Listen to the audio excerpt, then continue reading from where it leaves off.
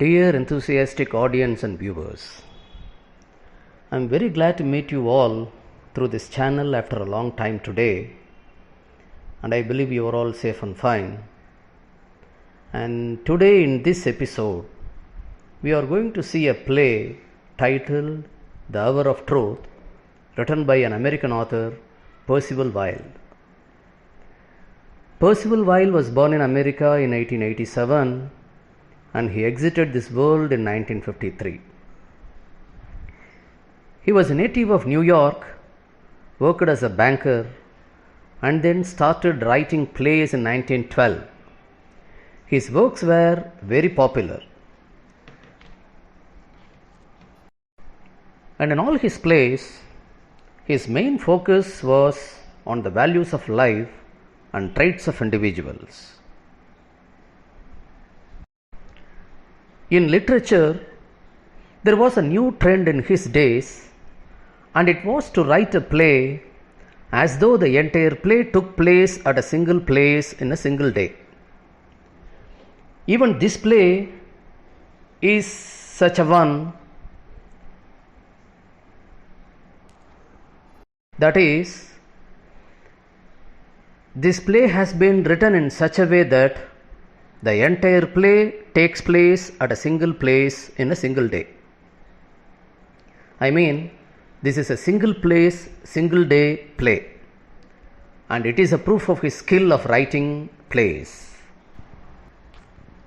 Now, let's go into the play and read it on. Here is a play which describes a situation where the honesty and uprightness of the protagonist is put to a crucial test. Protagonist means the central character or the hero of a play or a story. He is compelled by his family members to compromise on his ethical principles. Let's find out how he is saved from that crisis. There are 6 characters in this play, and the chief character, that is, the hero of the play, or otherwise called the protagonist of the play, is Robert Baldwin. Martha is wife of Baldwin, John, son of Baldwin, Evie, daughter of Baldwin, and Mr. Marshall is the president of the Third National, that is, a bank. Then ultimately, John Grayson.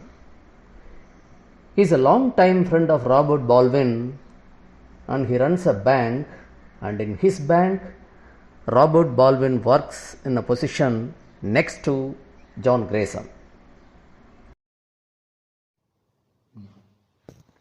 Now, let's see the summary of the play, The Hour of Truth. Robert Baldwin and Grayson are close and best friends for more than 30 years. Gresham runs a bank, Baldwin works in it in the position next to Grayson. Baldwin is very honest by nature. One day, he finds out that Gresham is misappropriating the money of the depositors. He makes him set right everything. Thus, Baldwin safeguards the money of the depositors and makes Gresham close the bank despite Gresham's protest. The crash of the bank comes to light and Gresham is arrested.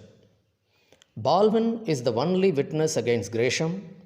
He is to give evidence against Gresham in the court next day. As such is the case, Gresham sends for Baldwin, and so Baldwin goes to the jail to meet him. This causes panic in Baldwin's family. His daughter Evie wonders why Gresham should send for her father. His son John is asking his mother Martha the same question. Martha knows nothing about it, but she is very sure that he will do only what is right, as he is very upright. It means very honest. But both Evie and John are very angry about Gresham's act. John is particularly very angry because Gresham has grown very rich in 20 years, but his father Baldwin has been his secretary on a fixed salary of $60 a week all these 20 years. Baldwin has been so loyal to and affectionate towards Gresham as to the extent of naming his son after him as John Baldwin Gresham. Now, Baldwin returns and they all ask him what came of the meeting. He says Gresham asked him to say just 3 words, "I don't remember," in the court next day, whatever he was asked, but he has refused to do so. On hearing this, both John and D.V. get very angry. John says to Baldwin that people suspect Baldwin also as he is very close to Gresham.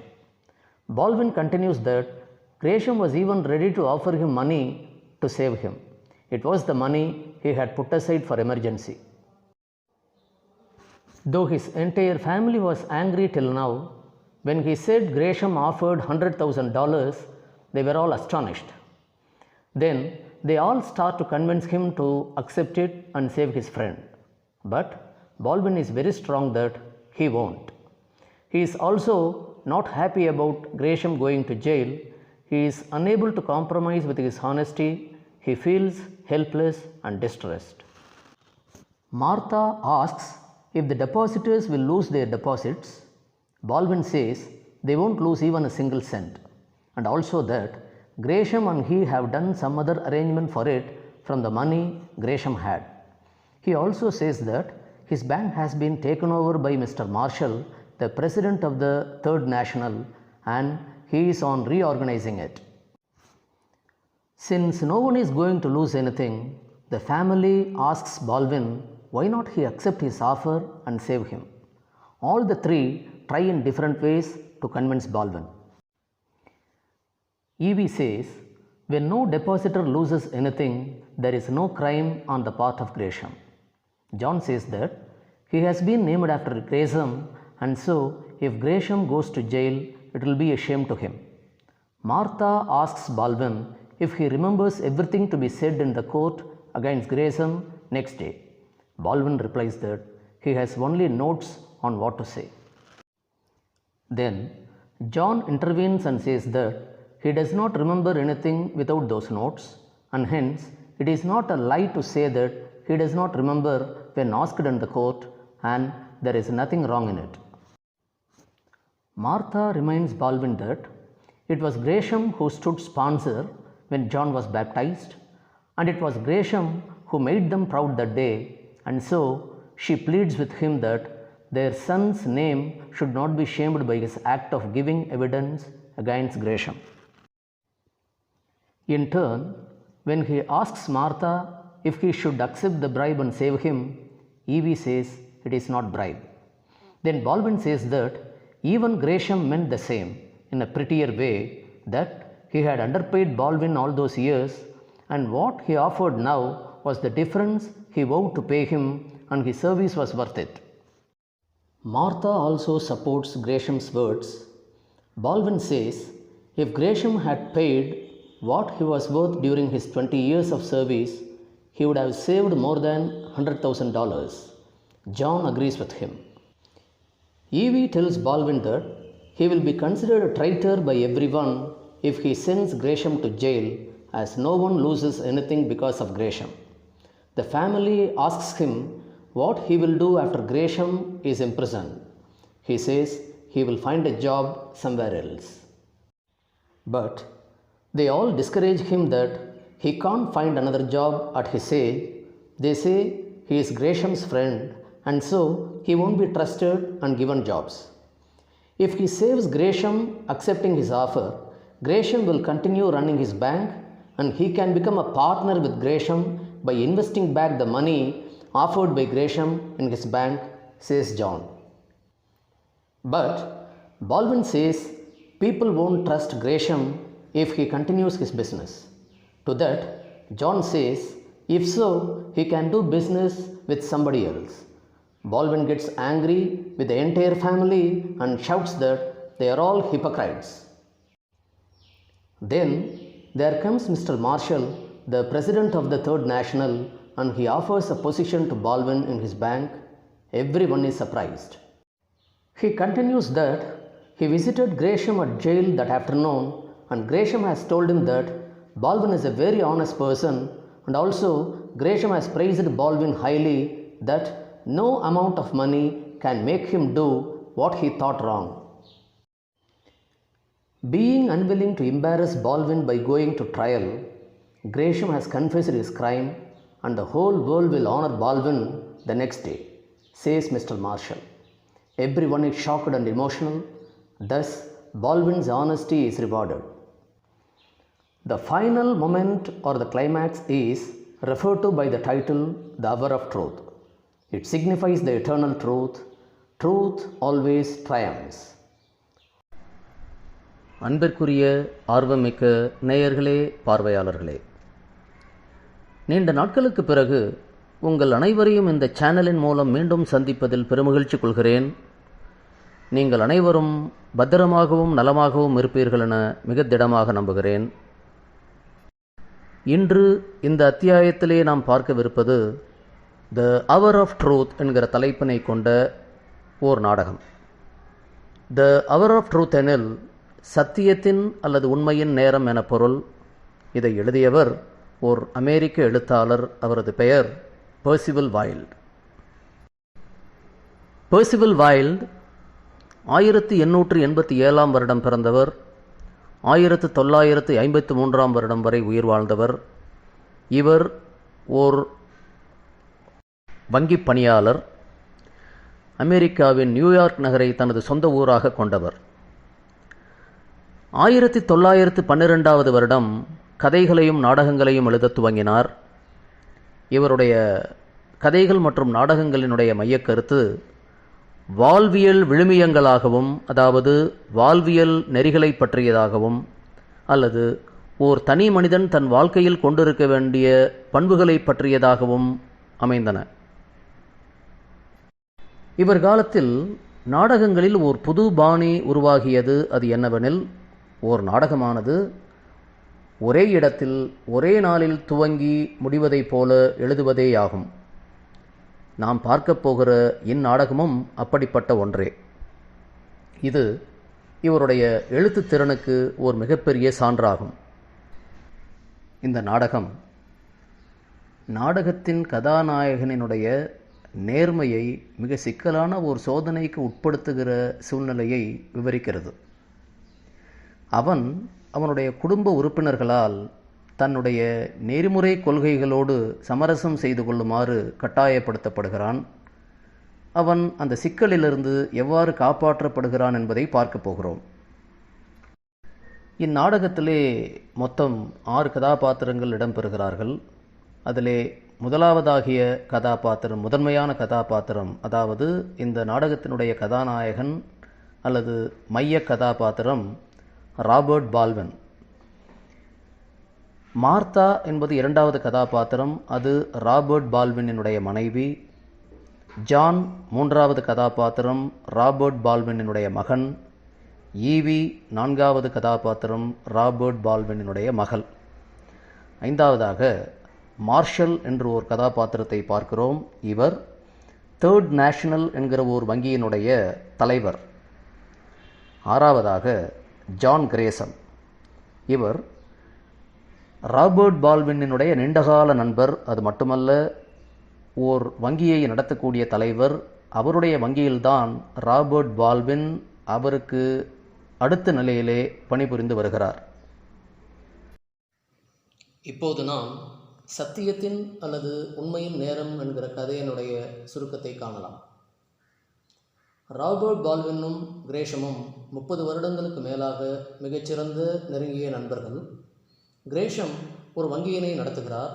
Baldwin அவ்வங்கியினில் கிரேஷத்திற்கு அடுத்த பதவியில் இருக்கிறார். Baldwin இயல்பாகவே மிக நேர்மையானவர். ஒரு நாள் அவர் கிரேஷம் முதலீட்டாளர்களின் பணத்தை தவறாக பயன்படுத்துவதை கண்டறிகிறார். அவரை எல்லாவற்றையும் சரி செய்யுமாறு கேட்கிறார். இவ்வாறாக முதலீட்டாளர்களின் பணத்தை பால்வின் காப்பாற்றுகிறார். மேலும் கிரேஷம் எதிர்ப்பு தெரிவித்தும் அவரையே வங்கியினை மூடச் செய்கிறார். வங்கியின் முடக்கம் வெளிச்சத்திற்கு வருகிறது. கிரேஷம் கைது செய்யப்படுகிறார்.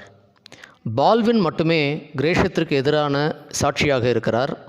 அவர் மறுநாள் கிரேஷமிற்கு எதிராக நீதிமன்றத்தில் சாட்சியம் கூற இருக்கிறார். நிலைமை இவ்வாறு இருக்க கிரேஷம் பால்வினை வரச் சொல்லி அழைக்கிறார். ஆகவே அவரை சந்திக்க பால்வின் சிறைக்கு செல்கிறார். இது பால்வினின் குடும்பத்தில் குழப்பத்தை விளைவிக்கிறது. அவருடைய மகள் ஈவி ஏன் கிரேஷம் அவளது தந்தையை கூப்பிட்டு அனுப்ப வேண்டும் என குழப்பமடைகிறாள். அவரது மகன் ஜான் அதே கேள்வியினை அவனது தாய் மார்த்தாவிடம் கேட்கிறான். மார்த்தா தனக்கு அதை பற்றி ஒன்றும் தெரியவில்லை என்றும், ஆனால் அவர் எது சரியோ அதனை மட்டுமே செய்வார் என்றும் மிக உறுதியாக நம்புகிறார். ஏனெனில் அவர் மிகவும் நேர்மையானவர். ஆனால் ஈவி மற்றும் ஜான் ஆகிய இருவரும் கிரேஷத்தின் செயல் மீது மிகுந்த கோபம் கொண்டவர்களாக இருக்கிறார்கள்.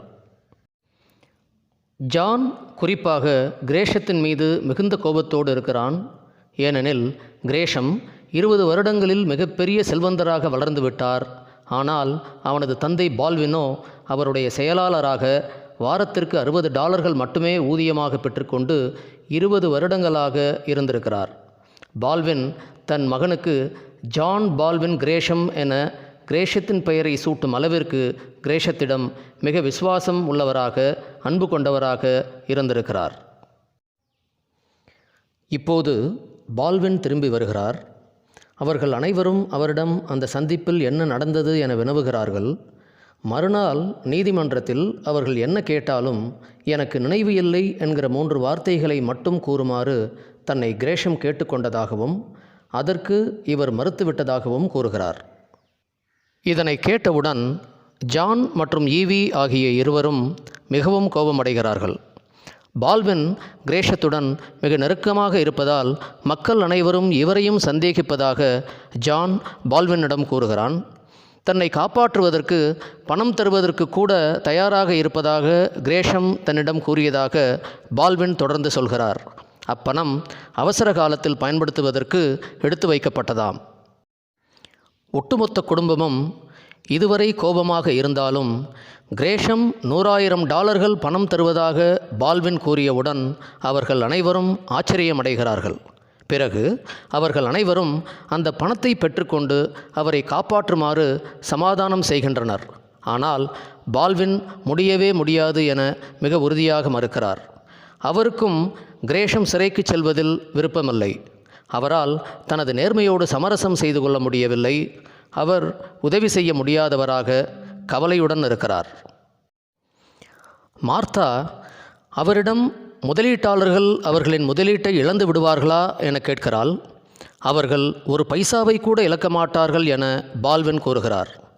கிரேஷத்திடம் இருந்த பணத்தினை கொண்டு கிரேஷமும் அவரும் அதற்கு வேறு ஏற்பாட்டினை செய்திருப்பதாக கூறுகிறார். அந்த வங்கியினையும் தேர்ட் நேஷனல் வங்கியின் தலைவர் திரு மார்ஷல் பொறுப்பேற்று கொண்டிருப்பதாகவும் அவர் அதன் மறுசீரமைப்பில் முனைப்புடன் இருப்பதாகவும் குறிப்பிடுகிறார்.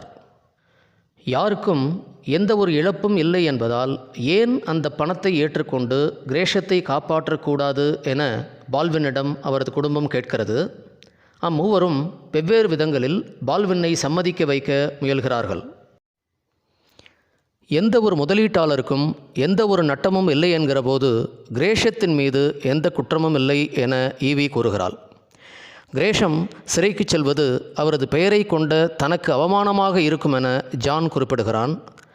மறுநாள் நீதிமன்றத்தில் கிரேஷத்திற்கு எதிராக என்ன கூற வேண்டும் என்பது நினைவிருக்கிறதா என பால்வினிடம் மார்த்தா கேட்கிறாள்.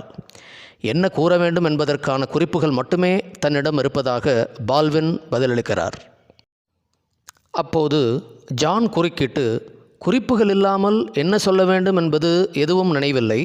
ஆகையால் நீதிமன்றத்தில் கேட்கப்படும் போது தனக்கு நினைவு இல்லை என கூறுவது ஒரு பொய்யாகாது மற்றும் அதில் தவறேதும் இல்லை என கூறுகிறான். ஜானுக்கு ஞானஸ்நானம் செய்து பெயர் சூட்டிய போது அதற்கு பக்க பலமாக இருந்து அந்த விழாவினை கிரேஷம் நடத்தி வைத்து அவர்களை அன்றைய நாளில் பெருமைப்படுத்தியதாகவும், ஆகவே அவர் கிரேஷத்திற்கு எதிராக சாட்சியம் கூறுவதால் அவர்களுடைய மகனின் பெயருக்கு களங்கம் ஏற்படக்கூடாது என மார்த்தா பால்வினிடம் முறையிடுகிறாள். பதிலுக்கு கிரேஷம் தரும் லஞ்சத்தை ஏற்றுக்கொண்டு அவரை காப்பாற்ற வேண்டுமா என பால்வின் மார்த்தாவிடம் கேட்கிறார். அப்போது அது லஞ்சம் அல்ல என ஈவி கூறுகிறாள். பிறகு அதைத்தான் கிரேஷமும் இன்னும் அழகான முறையில் இவ்வளவு ஆண்டு காலம் தனக்கு குறைவாக சம்பளம் தந்துவிட்டதாகவும், இப்போது அவர் தருவது அவர் தனக்கு தர வேண்டிய மீதம் எனவும், அதனை தனக்கு தர கடமைப்பட்டிருப்பதாகவும், அது தான் செய்த சேவைக்கு ஈடானது என்றும் கிரேஷம் கூறியதாக பால்வின் கூறுகிறார். கிரேஷத்தின் வார்த்தைகளை மார்த்தாவும் ஆதரிக்கிறாள். தன் 20 வருட சேவைக்கு உகந்த ஊதியத்தை கிரேஷம் கொடுத்திருந்தால் தான் $100,000 விட அதிகமாகவே சேமித்திருக்க முடியும் என பால்வின் குறிப்பிடுகிறார். ஜானும் அதை ஒப்புக்கொள்கிறான். கிரேஷத்தால் யாருக்கும் எந்த நட்டமும் இல்லை என்பதால் கிரேஷத்தை பால்வின் சிறைக்கு அனுப்பினால் அவர் எல்லோராலும் துரோகியாக கருதப்படுவார் என பால்வினிடம் ஈவி சொல்கிறாள். கிரேஷம் சிறையில் அடைக்கப்பட்ட பிறகு பால்வின் என்ன செய்ய போகிறார் என அவரிடம் அவர் குடும்பமே கேட்கிறது. அதற்கு அவர் வேறு எங்காவது ஒரு வேலையை தேடிக்கொள்வேன் என கூறுகிறார். அந்த வயதில் வேறு வேலையை அவர் தேடிக்கொள்ள முடியாது என அவர்கள் அனைவரும் அவரை மனம் தளரச் செய்கின்றனர். அவர் கிரேஷத்தின் நண்பர் என்பதால் யாருமே அவரை நம்பவும் மாட்டார்கள், வேலையும் தரமாட்டார்கள் என அவர்கள் அவரிடம் கூறுகின்றனர். அவர் கிரேஷம் தரும் பணத்தை பெற்றுக்கொண்டு அவரை காப்பாற்றினால் கிரேஷம் அவரது வங்கியை தொடர்ந்து நடத்துவார். அது மட்டுமல்ல, கிரேஷம் கொடுத்த பணத்தை அதே வங்கியில் முதலீடு செய்து அவர் வங்கியில் பால்வின் ஒரு பங்குதாரராக ஆகலாம் என ஜான் கூறுகிறான். ஆனால் கிரேஷம் தொடர்ந்து தொழில் செய்தாலும் அவரை மக்கள் நம்ப மாட்டார்கள் என பால்வின் குறிப்பிடுகிறார். அதற்கு ஜான், அவ்வாறு இருப்பின் பால்வின் வேறு யாரோடாவது வியாபாரத்தில் ஈடுபடலாம் என்று கூறுகிறான். பால்வின் அக்குடும்பத்தினர் அனைவரும் வேஷதாரிகள் என கோபமடைந்து கூறுகிறார். அப்போது 3rd நேஷனல் வங்கியினுடைய தலைவராகிய திரு மார்ஷல் அங்கே வருகிறார். அவர் அவருடைய வங்கியிலேயே பால்வினுக்கு ஒரு பதவி வழங்குவதாக கூறுகிறார். அனைவரும் ஆச்சரியப்பட்டு போகிறார்கள். திரு மார்ஷல் தொடர்ந்து பேசுகிறார். அவர் அன்று மதியம் சிறையில் இருக்கும் கிரேஷத்தை சந்தித்ததாகவும், பால்வின் மிக நேர்மையான ஒரு மனிதர் என்றும், மேலும் பால்வின் தவறு என்று கருதும் செயலை எவ்வளவு விலை கொடுத்தும் அவரை செய்ய வைக்க முடியாது எனவும் கிரேஷம் மிக உயர்வாக புகழ்ந்ததாகவும் கூறுகிறார். விசாரணை வரை சென்று பால்வினை சங்கடத்திற்கு உட்படுத்த விருப்பமின்றி தானே தன் குற்றத்தை கிரேஷம் ஒப்புக்கொண்டு விட்டதாகவும் திரு மார்ஷல் குறிப்பிடுகிறார். அங்கே இருக்கும் ஒவ்வொருவரும் அதிர்ச்சியடைந்து உணர்ச்சி வசப்படுகிறார்கள். இவ்வாறாக பால்வினின் நேர்மை வெகுமதி அளிக்கப்படுகிறது. இக்கதையின் முடிவே அல்லது இறுதியே இதன் தலைப்பினால் உண்மையின் அல்லது சத்தியத்தின் நேரம் என குறிப்பிடப்படுகிறது. இது வாய்மையே வெல்லும் என்கிற நிதர்சனமான உண்மையினை எடுத்து காட்டுகிறது.